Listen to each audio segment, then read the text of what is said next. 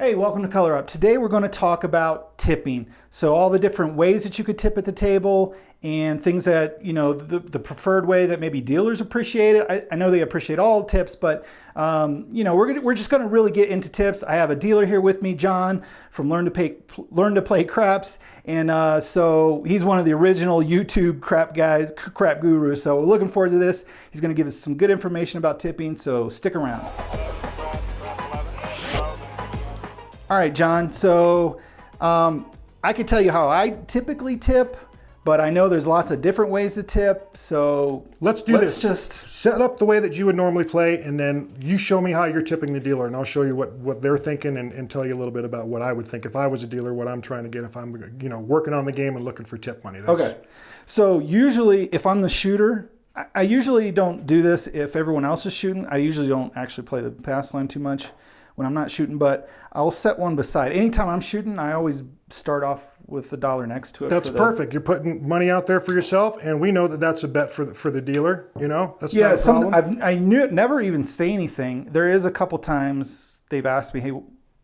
Yeah, because say it's a $5 table. What's this dollar out here? Oh, that's a tip for the dealer. The dealer may say, oh, hey, tell you what, my favorite is Big Red, or my favorite is the box cars over here.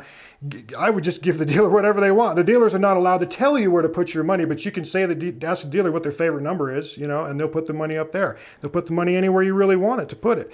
Any money that you put out there beside your money is going to automatically be seen by the bubble in the sky, by the guy that's sitting over here, that's the box man. That's going to be seen as a wager bet for the dealer. You can hand your tips into the dealer. You can give the dealer a quarter and say, hey man, thanks. Save all your tip money on your rail so you're not gambling it, right? Mm-hmm. And just hand it over at the end when you walk away. This is my tip money for the dealer. Tip the dealers, tip the cocktail waitresses with that money, whatever you want to do. So just because I know you can get into that, how you can piggyback or whatever on place bets. I never do that just because I don't know the proper terminology, so I've never said it. But so I always do this, and actually I never bet the center of the table. But if there is an all tall small and I'm shooting, I actually will. And last time I said, all tall small for me and the dealer, and he called it a two-way. Yeah, two-way is a good way to say that. Say that you can say all tall small two-way, and they'll split whatever's there. One's for you and one's for the dealer. Any bets that you make at all for the dealer are greatly appreciated. So that's one thing that you need to understand. It's a tip-based job. Everybody who I tell this to doesn't believe me, but most casino employees are paid minimum wage plus tips. This is just like being a waitress or a waiter in a casino or a bar somewhere. If they're giving you good service, you don't have to tip them, but I tell you what, they appreciate it. And who do you want rooting for you to win on the table, right? I would assume it's the guy who's dealing to you. So last thing I want to do is have that guy thinking, but this guy's cheap. I do want them to help me, if I miss a bet or that sort of thing, I want them to help me out. Yeah, and you know what? If you do it consistently and you're tipping out the dealers and stuff, that's great. You're going to be called George, Generous George, And when you leave, the dealer leaves to go to his break, the other guy will come in. I'll point out who Generous George is to make sure that you're getting some coverage, making sure that he's paying attention to your strategy, and so that you're not going to miss anything that you want to have happen on this table. That's providing service. You tip your service industry people. So other than that, I just do a hand in, at the end.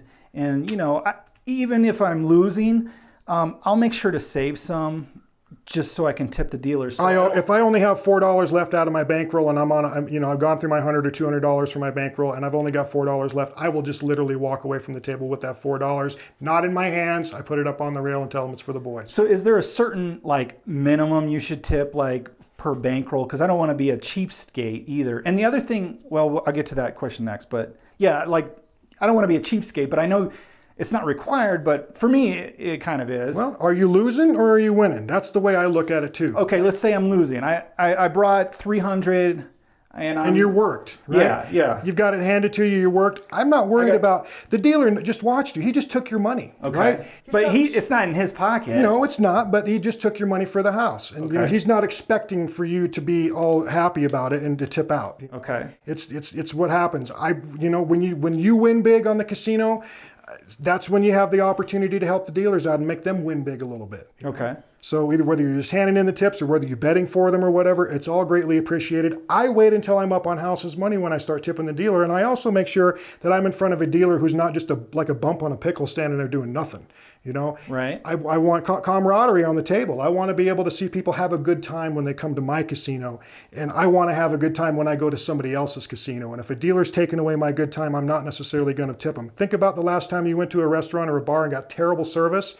Did you feel obligated to tip out 10 or 15, 20%? Well, maybe you didn't 20, tip 20, but I'll do right? 10. Typically, I do 20, right? but yeah. Ah, see, there's the rub, right? Okay. So what are you getting for what you're giving? Okay. Okay, that's the way I look at it, and that's a healthy way to look at it. Go ahead and tip your dealers if you're having a good time, if you're winning. You know, when you win, that's great. We're happy for you. When you lose, we feel bad for you too. But if there's a dealer that's laughing at you or whatever, no, that guy's not going to get nothing from me. So now another thing I've heard is you should tip early to get the dealer into it. To me, it's kind of like the dealer should give good service first. But I think so. I agree with you. I think the dealer should always be giving good service, no matter who's at the table. But, you know, at the end of a 10 or 12-hour shift, if they're running short on people and you have to stay a few extra hours, you might be tired standing around over these games, bending over. It really, really works your back. So maybe I'm not focused on giving you good attention because I've burnt. My math in my head has been gone all day long with all these people and the big bets and stuff. You know, maybe I'm not giving good service. But, you know, I would seriously wait until you get up on some money where you can tip, you know? Okay. It's not expected for you to tip. If you get in early with the dealer, that's fine. I'm going to get excited for you when you win. I'm never going to smile when you lose. I'm going to feel that empathy for you when you lose. I'm just like, oh, you know, oh, 7 out again, you know, the house wins always, not always, but. So we've covered some of the theories. So can we talk about some of the logistics, actually how you do it, and some of the helpful terminology for you as a dealer? It's all about communication. If you want to make the same bet for the dealer that you're making for yourself, you use the word two-way. Okay, so if I'm placing the 6 and the 8. Yeah.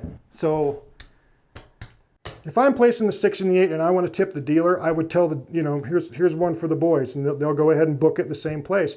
And they're not allowed to automatically press it. Once the bet wins, they have to take that in the winning and put it over here. If you want to tip out the dealer and you want to let them run, you want to run the bet for them, just, you know, double up on your money on these bets, you know, and that way you are in control of that. You can press it 2 or 3, 4 times, and then when you take your money down or get paid, then you can hand off that bet, and you were in control of how the money was made.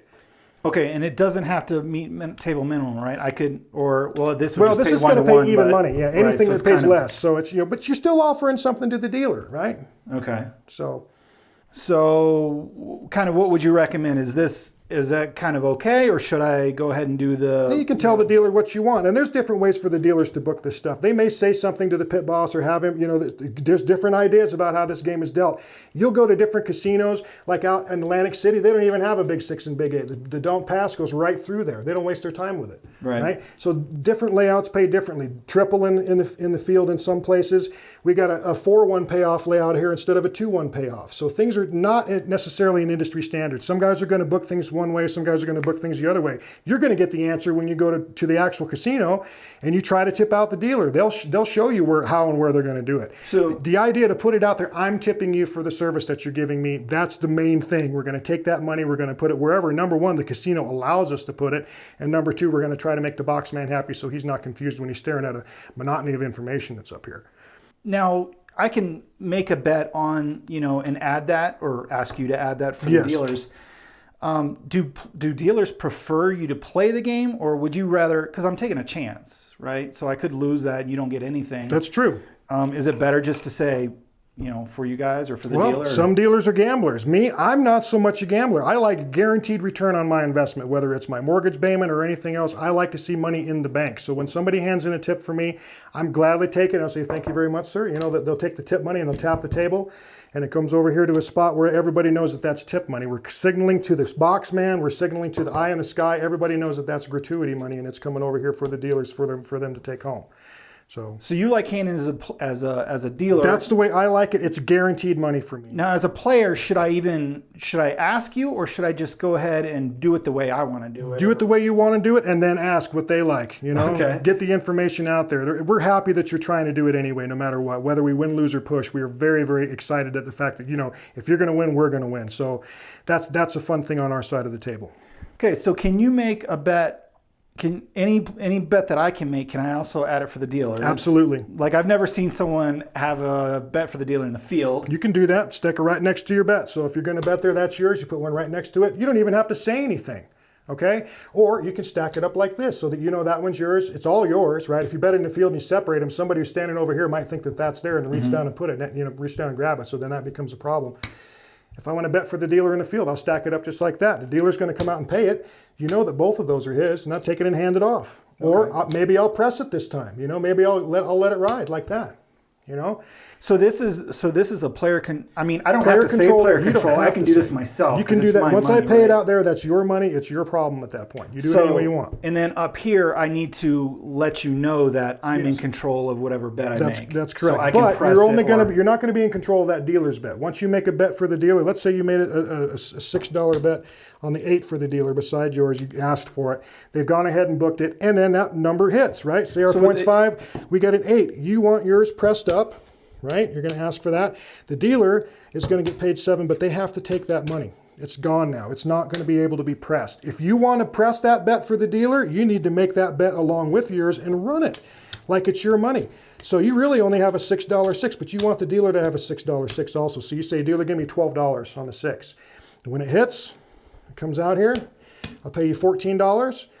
And then you can take that $6 that you just had, right? You can take that and hand it off to the dealer. That's the $12 that I would have just won if it was, if I'm a dealer. Check it out. This is dealer's bet and the dealer's winnings. That comes over here for his gratuity. You get those 2 back for your bankroll, and now you have a $12 6. Nothing had to happen. You didn't have to talk about it. You didn't have to think too much about it. So you set it right next to, but there's other players. Is that how would that actually work? Well, it depends on how busy the table is. Number one, maybe they'll have you book it back here. It's not necessarily in the don't area. It could be, but if I book it with the stick man, or rather, if I book it with the box man, he knows it's gratuity. I know it's gratuity. You know it's gratuity. The eye in the sky can call down and ask the box man, "What the heck is that?" Right. So it seems to me it would make more sense to just play it as the player and just separate into my own mind. You can't. Now, what happens if you run into a bunch of 6s? Are you going to get greedy, or are you going to hand that money off to the dealer, right? Right. Yeah. I'm not I can see where that's a problem. I'm not a greedy player, so I would know. It's really not a problem. It's only a problem in your mind, at that point, because then you're like, okay, do I give him what I was going to give him or not? And I've never really run into that problem because I'm very generous when I go to the casino, and I talk about tipping the dealers a lot when I go and play. Dealers are asking me to do certain things or whatever, and I'll make jokes about tipping the dealer the whole time I'm there. So I'm in a little bit of a pickle because a lot of places I go, people actually kind of know me. So like you said, even for bad waiter, you have to leave 10%. I feel like no matter how I play, I have to leave a generous tip just because he's color up guy. You're the color up guy. You're the casino guy. Which is a weird, because I'm such a low bankroll player. I bring 100, 200, and I'm like, I got to give this guy 20, $30, $50, and I don't know. In my video series, I tell people at the beginning of my video that I go to the casino once every few years, and I never take more than a couple $200 or $300 with me when I go, and that is the honest truth. I'm a low volume player too, unless I get a chance to get lucky. I've walked out of a casino with several $1,000 from a $200 buy-in, and I just got lucky. I got hit on the pass. I hit a couple 4s and 10s and pressed everything up, and the money just puked out at me. I took my winnings and I ran. I gave the dealers hundreds of dollars that night. That was great. Yeah. I handed it right in. I had no problem with it. I'm up, several 100% from what I brought into the casino. I have no problem giving some of that money to the boys. So I got a funny one for you. Let's say I'm betting the pass. Can I bet for the dealer on the don't? Absolutely. Yeah, you can tell them what you want. I've seen it done where people do exactly the same bet for the dealer as they do for themselves. And it seems weird because it's like, okay, it doesn't have to be the same though, right? No, it doesn't. You could bet less or whatever it is, but you're betting something for the dealers, and it's contrary to what's going on. Is that weird to see? I don't think it's weird to see. I'm excited as a dealer because I know 7's going to wipe you out, and I know I'm going to get something, right? That's what I'm thinking. Once past the come out roll, you've got a pretty good bet. That's it. You're at the house's disadvantage at that point. I might have to start doing that. It's not a bad way to think about it on the pass line. At least somebody's going to get something. All right. So is there anything else? You kind of mentioned they work for minimum wage. Basically, that's how they earn their living. Yes. From a dealer's perspective about tipping, you personally like to collect. Others are gamblers. I'm happy you came and cared. That's you came to the casino and you cared enough to ask, for a way to help me out, because you came here with your hard-earned money. This is the way I make my hard-earned money in the casino. The fact that you even took time to do it is great. I can't tell you how many times somebody's bought in for a couple $100 or maybe even as low as $20 on something, and they're just dancing between the raindrops. The money's just shut. They can't get wet. The money just keeps coming, and they scoop it all up and walk away. They don't even tip the cocktail waitress who's been feeding them the whole time that they've been there. Some people are strange, man. I see that same person as somebody who goes to the restaurant and stiffs the waitress and thinks it's a joke or something. I've seen that, growing up, working in different restaurants and stuff. I can't tell you how many times I see people just work people. Surely they got to know that's not like just ignorance about it's a special type of person, right? Or no? Yes and no. I mean, some people just don't know. Some people, it's their first time to the casino and they get lucky and, they win a few $1,000 and they've got no clue that it's a tip-based industry. So videos like yours and mine, we're teaching people about the inside workings of this game, how people make money. Not only you, but the players do. We already know how the casino makes money, right? 7 out. Well, I guess that could be where some of the misconception comes in, because I'm a brand new, I'm coming to Vegas for the first time, extravagant places.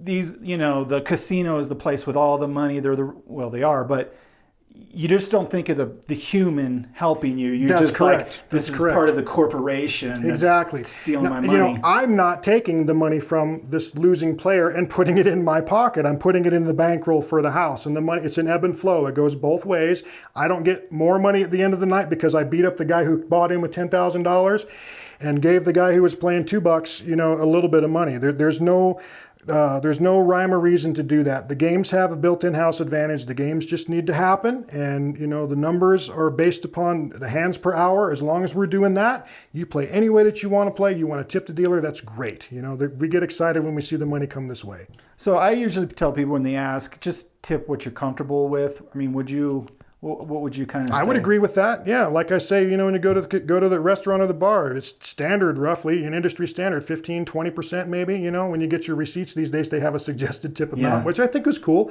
It increases the tip volume for people.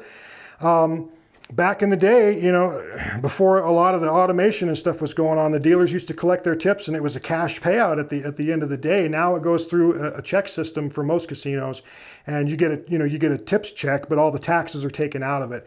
Back in the day, waitresses and stuff too, they only declared what they wanted to for the tips. The casino dealers were the same way. Yeah. So, if one guy's trying to qualify for a mortgage on his house and he's earning tip money, right, he's going to put down every nickel that he made, right? But the guy who was on, the casino with him and working with him and doing the same job as him put down nothing. That just, throws up a red flag for the IRS. Sure. So that's why all that stuff has changed. It's changed the same way for the waiters and the waitresses in places. The money that comes in for them needs to be respective of the percentages that would come off of the food sales. Okay, so that brings up another question. How are the different, so like this table collects all their tips. How do they divide it up? I mean, I think there's different ways where the whole casino or the whole pit or just the table. That's correct. There's several different ways to do it, and it depends upon how the house has got it set up and what they're used to doing. Each house is a little bit different. Some of them work exactly the same. For the most part, you're going to see a lot of places where they pool the bets, but they're pooling the bets for an entire 24-hour shift. So there's go for your own dealers who are collecting the money from the tips off of their own specific table. That's what they get. That's what they earn is off of whatever they did for work off of those tables that they've dealt on. Other casinos where everybody's tipping in, and at the end they take the number of people who are working for that, say, 8-hour shift, and they divide the number of hours by the number of chips and tokens that were given, the tokes, your token of appreciation for people, your chips, your tips. They divide that number by the other number, and it comes up with a dollar figure per hour for the people who were there. So I would rather work in a joint like that than go for your own. I'm a pretty, personable dealer. I would do pretty well for myself on the table, but there are times when we go through slow times, you don't make any money. So even if I'm standing on the table and I'm dealing to nobody for hours, I'm on a dead game, at least I know I'm still getting money because the craps table's kicking over there and there's some people tipping. Some places, the pit is split up. Like the poker people, they get just the poker stuff that they would not even associated with the pit. We have the blackjack people and the roulette people and all the other carnival games, Let It Ride, and 3-card poker and all that stuff. Those people are pooling their tips, and then the craps pit itself pools its tips. So the craps players will get separate from everybody else. The last place that I worked in, we pooled everything together except for the poker people. The poker were out of it, and we just the craps and everything else in the pit. We pooled our stuff, and it was a 24-hour split.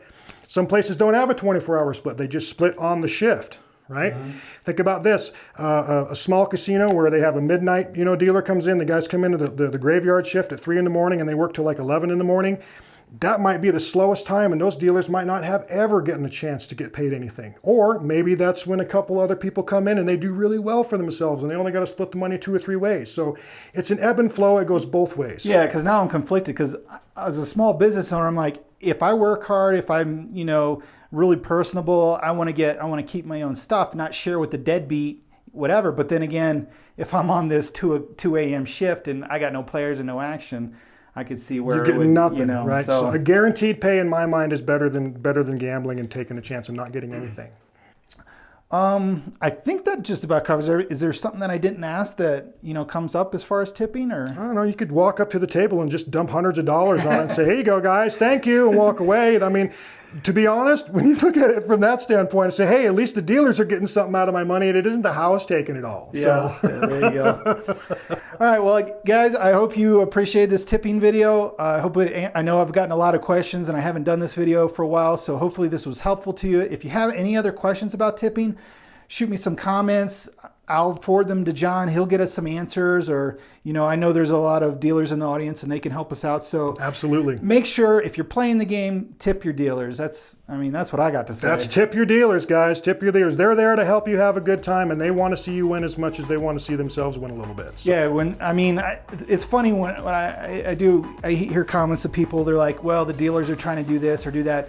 I disregard all that. I think the dealers really want you to win, because they know when you win, you're more likely to tip. That's the truth. That's the honest truth. So until next time, thanks for watching, and good luck on coloring up.